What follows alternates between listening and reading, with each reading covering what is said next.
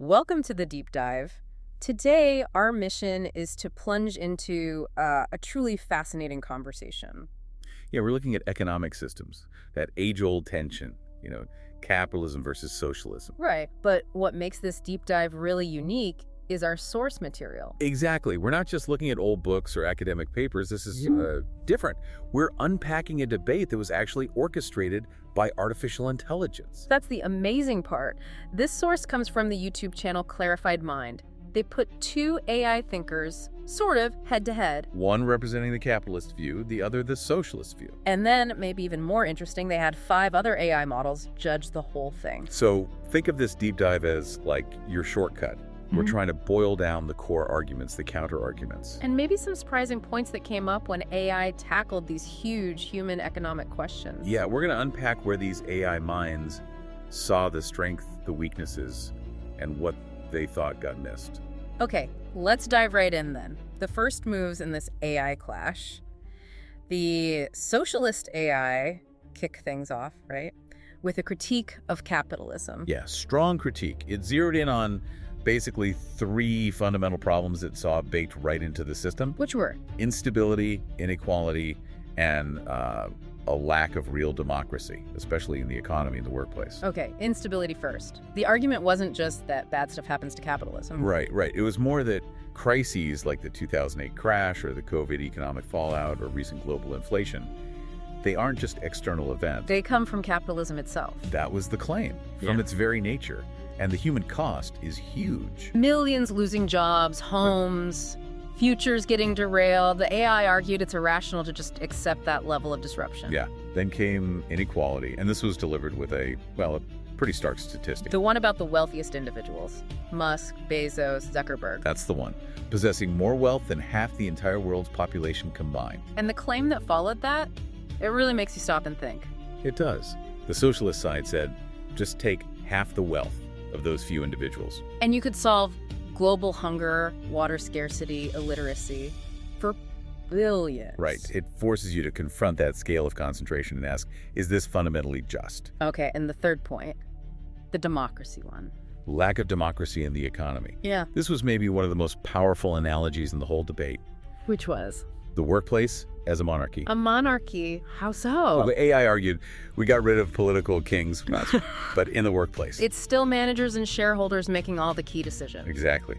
Like monarchs, what gets made, how, where, what tech to use, and critically, where the profits go. And the employees, the majority, they have no vote. No voting power, even though these decisions massively affect their lives.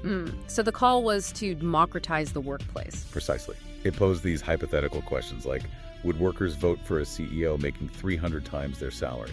Or vote to move their own job somewhere else without considering the community impact. Probably not. And they brought up a real-world example, too. Mondragon. Yeah, the Mondragon Corporation in Spain, arguing it proves workplace democracy can be viable, sustainable, and efficient. So, wrapping up its opening, the socialist AI put capitalism in historical context. Right. Said systems like slavery, feudalism, they were born, they evolved, and they eventually died out or were replaced. So why assume capitalism is the end of the line? Exactly. Why assume it's the final stage? Yeah. That was a powerful opening, really laid out what it saw as deep structural flaws. Okay. So how did the capitalist AI respond to that volley? It immediately shifted the ground, moved away from abstract critique towards, practical realities and historical results. Challenged the instability point head on. Yeah, basically asking, okay, how stable and prosperous were historical socialist economies? And brought out the classic comparisons. The classics, East versus West Germany, North versus South Korea, China before and after market reforms. The argument being that capitalist systems consistently delivered more widespread prosperity, citing China's market reforms, lifting hundreds of millions from poverty as a key example. Okay, and on inequality, how did it counter that stark statistic? It introduced a distinction. Inequality of opportunity versus inequality of outcome. Ah, right. Asking if people like Musk just stole their wealth. Or do they create massive value? And it listed examples. Tesla and electric cars, SpaceX making space access cheaper, Starlink bringing internet. So the argument is the wealth comes from innovation, risk-taking, meeting market demand. That was the core point. It's earned by creating value people want. And the workplace democracy point, the monarchy analogy. It questioned the practicality. Right. Directly. Like, how could complex companies, especially tech, function with constant voting on strategy? Does every new hire have the expertise for, say, software architecture decisions or major investments? That was the pushback.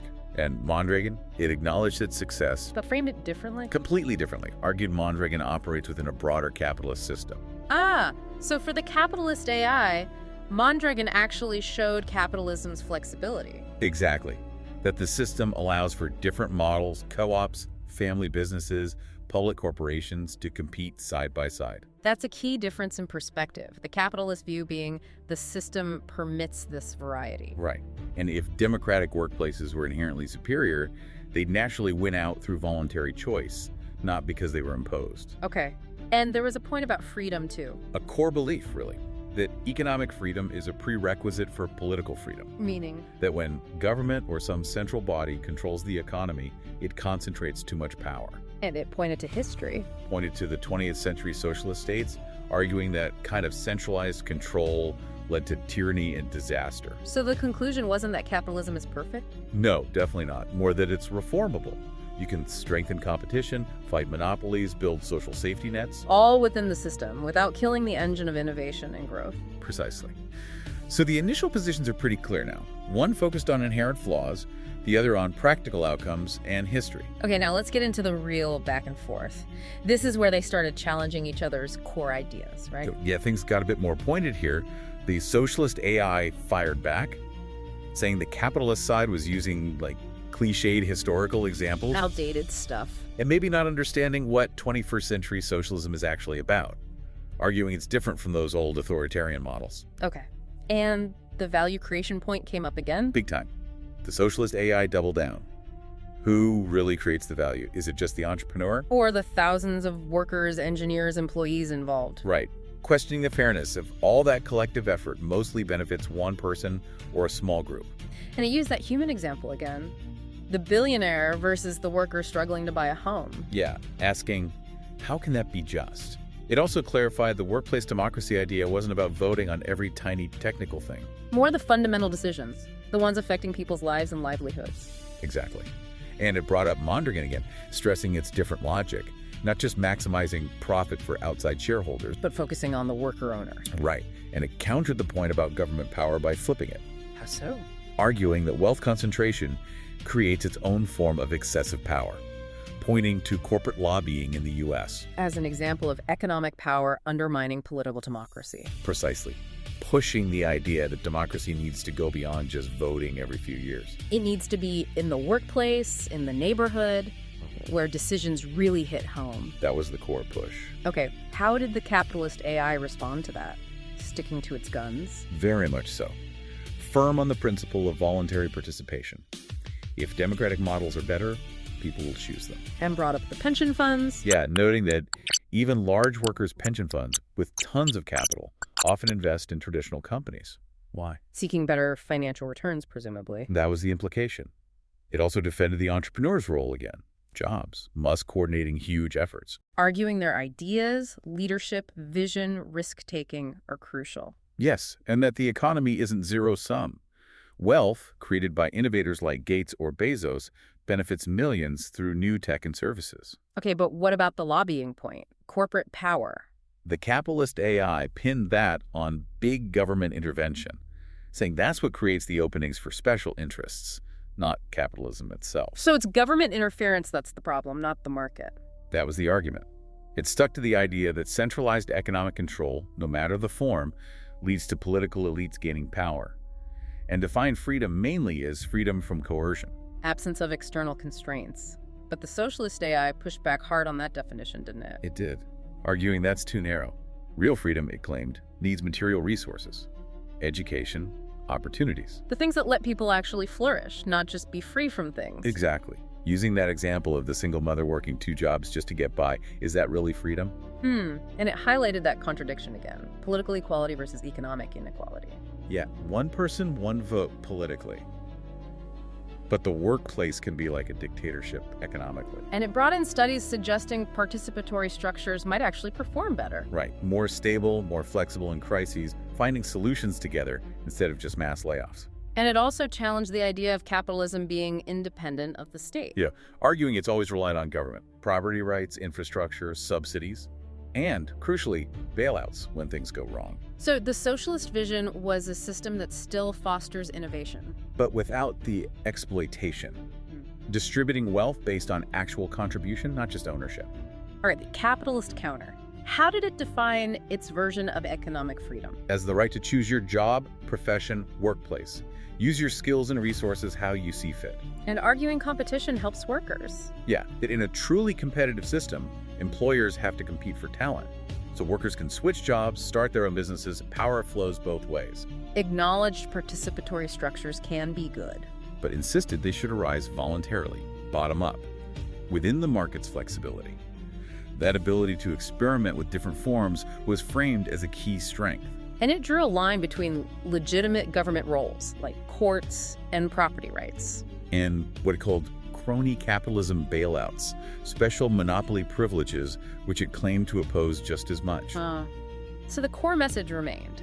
More freedom, more opportunity, not more control. That was the consistent line. Then the socialist AI came back with that analogy. The food in the room. Yeah, a sharp one. If one person has all the food, is the negotiation really free for everyone else? Challenging the idea of choices in a vacuum. And linking current inequality to historical injustice. Right. Arguing modern capitalism wasn't built on a level field. Colonialism, slavery, resource plunder created the structural inequalities we see now. Like the limited chances for a child born in poverty. Exactly. And framing crony capitalism not as some mistake, but as a logical result of concentrating wealth and power. Which then translates into political power. Inevitably. And suggesting changing jobs often just means swapping one undemocratic workplace for another. It also questioned if innovation only happens under capitalism. Big challenge there. Pointing to government research, the internet, GPS, drugs, vaccines, and nonprofits.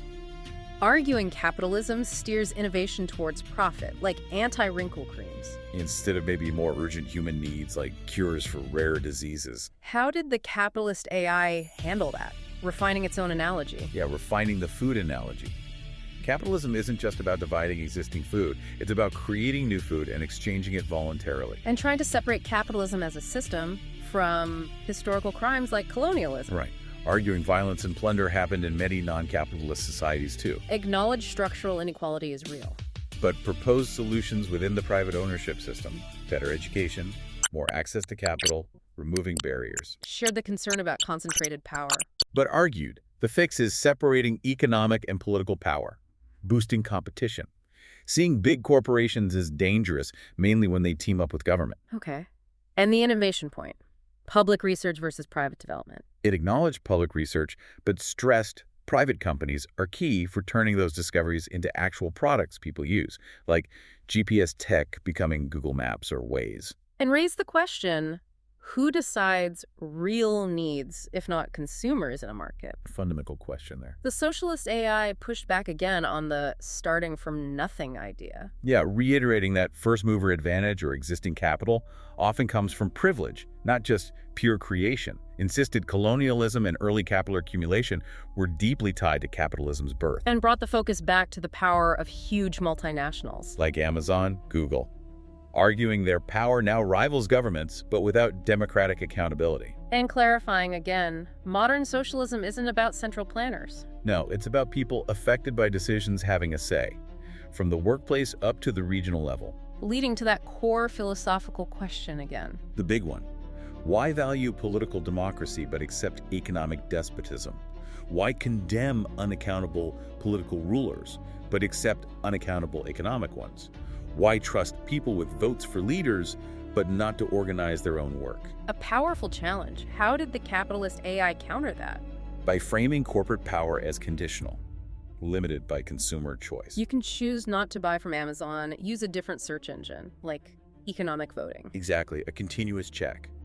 Contrasted with government power taxes, laws which you can't just opt out of. And pointed again to historical examples, East Asia. Yeah, Japan, South Korea, Taiwan, Singapore. Arguing they escaped poverty by embracing free market principles despite difficult histories. The fundamental difference for the capitalist AI was government uses force. The market uses voluntary exchange. It defended free choice and organizational diversity, entrepreneurs, co-ops, corporations, all trying things out. Believing the best ways emerge naturally in a free, fair environment. That was his concluding defense of the system's core logic. Okay, so as they move towards wrapping up, the socialist AI brought up low-wage workers again. Yeah, challenging that idea of free choice in the labor market, calling it freedom to starve or be homeless if your options are limited and wages are low. Also critiqued the consumer market as undemocratic. $1 equals one vote. Meaning the wealthy have way more influence over what gets made and sold. Yeah. And it revisited those East Asian examples. Arguing they use state planning and protectionism, not just free markets. Right, rejecting the simple free market narrative, and then it brought up the big one, AI and automation. The potential for mass job losses. Yeah, with profits going to owners while workers face unemployment. Asking, is that fair? Is it efficient? Proposing that higher productivity from AI should mean less work for everyone, more welfare. Not just more wealth for a tiny few. Challenging the current distribution of gains. How did the capitalist AI frame the AI issue? As part of a historical pattern, like the Industrial Revolution or computers, the economy adapts, new jobs get created. And ultimately, productivity gains raise living standards for everyone in the long run. That was the argument. And that working to survive is just part of life, not unique to capitalism. The key is how we work and what we produce. And brought up China again? Market reforms versus state control. Right. Contrasting prosperity after reforms with famine under state control, arguing history shows what works. Stressing solutions need to be based on reality, incentives, evidence. And for the capitalist AI, that means private ownership, markets, rule of law, proven systems, in its view. Okay, final concluding statements. The socialist AI first. It argued AI is a fundamental shift, different from past tech because it mimics cognition. Brought it back to the core question, who gets the benefits? Who makes the decisions? Distinguished modern corporate profit motives from just basic survival needs. Yeah, and used China again. But this time to show complexity, significant state control still exists. It's not purely market good, government bad. Proposing a 21st century socialism that learns from past failures. Both 20th century authoritarianism and recent neoliberal crises. Envisioning a third way. Bottom-up decisions, worker community power, fairer wealth distribution. Motivation beyond just money, creativity, cooperation. Citing examples like Basque co-ops, Kerala in India, aiming for freedom and social justice. And the capitalist AI's conclusion. Cautioned against taking small examples like Basque Kerala and applying them globally. Suggested AI challenges need flexible education, better infrastructure, social support. But within the current property rights system, not changing it fundamentally. Correct. Maintain private ownership and competition are the strongest incentives. Even framed Mondragon's success as a kind of distributed capitalism, since members own shares and profit. Agreed. Harsh capitalism isn't the goal. But argued fairness, opportunity, social support are achievable within a diverse market economy. Believed in letting different models experiment freely. Seeing that flexibility and experimentation as capitalism's strength. Yeah, let the best practices emerge in a free space with fair rules. Wow. Okay, but they had one final word each, right? They did. The socialist AI came back one last time on practical barriers. Starting a business or co-op isn't easy for ordinary people. Lack of resources, time, networks. The rules are tilted. Arguing the rules are set by capital owners who influence government. Concentrated ownership means unbalanced economic and political power. And question again why productivity gains haven't meant less work for most. Right. Profits went to the few. Insisted fundamental change in economic power structures, democratic ownership is needed for real democracy. And the capitalist AI's absolute final stand. Conceded freedom without resources is limited, but countered that equality without freedom is also problematic. Argued concentrating economic power anywhere government or elites is dangerous. But capitalism has checks and balances. Antitrust, competition, public oversight, free press, things centralized systems lack. Proposed fixing access to capital and education as the solution, noting tech lowers startup costs. Addressed working hours again. Argued they have decreased historically, and people often choose more stuff over more leisure. So the final message was, expand opportunity, education, democracy at all levels. But don't mess with the fundamental property system that drives progress and freedom. Okay. Intense stuff. So after all that, how did the AI judges see it? Well, according to the source, it was incredibly close. The pro-capitalism AI had just a slight edge overall. But the judges didn't all agree. No, interestingly, Some models, like Claude and apparently Grok to some extent, leaned more towards the socialist speaker's points. Others scored the capitalist AI higher. And Grok had a specific analysis. Yeah, quite insightful.